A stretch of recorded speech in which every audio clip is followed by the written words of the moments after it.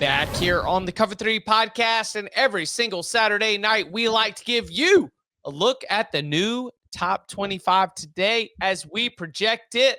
And Ohio State should be number one again. Indiana will make more program history moving up to number 2 because Miami, of course, lost against Louisville on Friday night.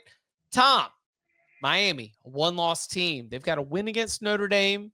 They've got a loss to Louisville. Where do you think the Canes land?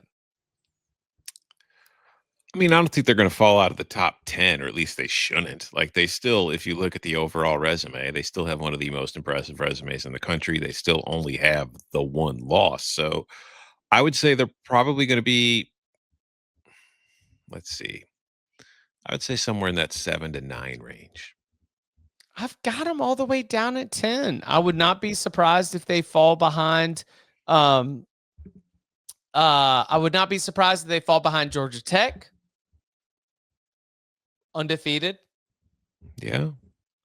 They are behind them in the standings. Ole Miss might still be ahead of them. No. Yeah, maybe, but lose on the road to Georgia versus lose at home as a 2-touchdown favorite to Louisville. Understood, but like when you start comparing wins, I mean, assuming any of the voters actually start doing that, but like if you compare wins, Ole Miss's best win is like LSU or Tulane, and Miami has the Notre Dame win, and I don't think that Ole Miss should be ahead of Miami. I understand the loss is quote unquote worse, but right, Louisville's only got one loss. Louisville might be in the ACC championship game. We might be looking back at this a month from now and being like, oh, that wasn't a bad loss. Actually, we just had it pegged wrong. I do have Louisville breaking in at number 21. I've got Illinois breaking in at number 22. Michigan gets that win against Washington. They're in. I've got Arizona State breaking in, of course, after their win against the likes of Texas Tech. Other big movers within the top 25. Let's see.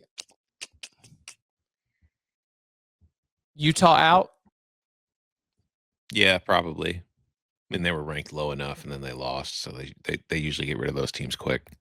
Yeah. Where do you have Texas Tech falling to? 18.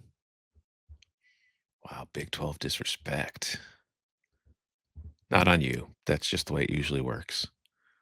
How does the top 5 shake out? I think it's Ohio State 1, Indiana 2, Texas A&M 3, Alabama 4, Oregon 5.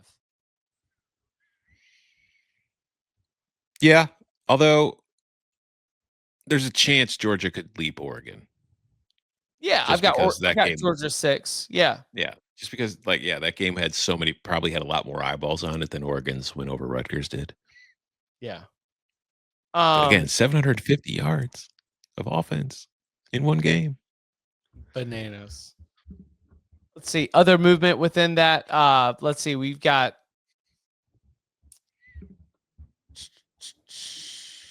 Tennessee, excuse me, won't fall far. Right? Probably not, but maybe they should. Well, I've got them falling down to 15. I thought, like, you get down into that Virginia, South Florida, Texas land. Are you really going to put Tennessee behind Texas? No, but I wouldn't rank Texas at all. I just like I told you I want them out of my life. I don't want to even write their name down. Teams that it's just a joyless football team. Speaking of joyless football teams, LSU, I think, will stay ranked.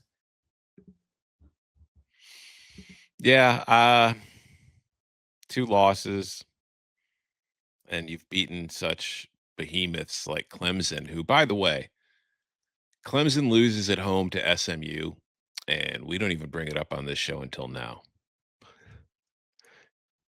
How the mighty have fallen quick. But I mean, I think they probably will hang on because they are LSU. They started the season ranked high, but they don't have a win, man. Like Florida, Clemson, or South Carolina? Who are you hanging your hat on? All those teams are under 500. They have close. LSU is a quality loss ass team, and you just have to prepare yourself on October 20th for dealing with some quality loss ass teams. Yeah, no, I get it. They'll hang on, but They'll hang on, you know. what would Gary Parrish say, Chip? Computer Gotta, trickers. no, you got to rank 25 teams. Yeah. It's tough. It's a complex resume for voters to parse because LSU has lost on the road close to Ole Miss and Vanderbilt. It doesn't have anything to justify a top 25 ranking beyond that. Mm-mm. So tough to be able to split that up when you get down to the chopping block. Of course, be sure to check out the entire tomorrow's top 25 today over at cbssports.com. It's been a big day. Got anything else you want to throw to? One, I will answer the question in the chat as to who's Illinois' best win. Well, I don't know. You can go with USC or Duke or Purdue. But like I've seen a lot of stuff about how the top 10 teams are losing and about how like this season's so super unpredictable because you look at the teams that are winning these games and like we just went over the top 10 and like what Texas A&M is 3, Indiana's 2. How much of this fault, blame, whatever you want to call it, lies at the feet of the AP voters, Chip? Why are they so bad at ranking teams? They keep ranking all these loser ass teams in the top 10, Chip, and they keep losing games. It's all relative. Just saying, if we were that bad at our jobs, they'd fire us. No, they wouldn't. No, I know. I know. But I saw Danny go like 19 and 37 in top 25 picks. hey, the six pack went 0-6 last week. We bounced back with a 3-3 this week. It got so bad that they put a graphic together of him underwater and had him floating back up and down underwater. Boney did that. Like, I mean, it was like they were really putting graphics together to indicate. Yeah. So, did you see Danny's video this morning? In the sauna? Yeah. Only after you texted. I didn't search it out. I mean, excuse me. It did not come across my desk, but I searched it out. Yeah. I opened my phone, like the first time I opened my phone and I just, was getting ready to go to the office and I'm sitting there and I open it and I open Twitter and the first thing I see is Danny's ass sitting in a sauna. I was like, all right, cool. This is how we're starting the day. So yeah, I think Danny in a sauna should be like a weekly segment. Maybe that's where he should do day trading Danny from.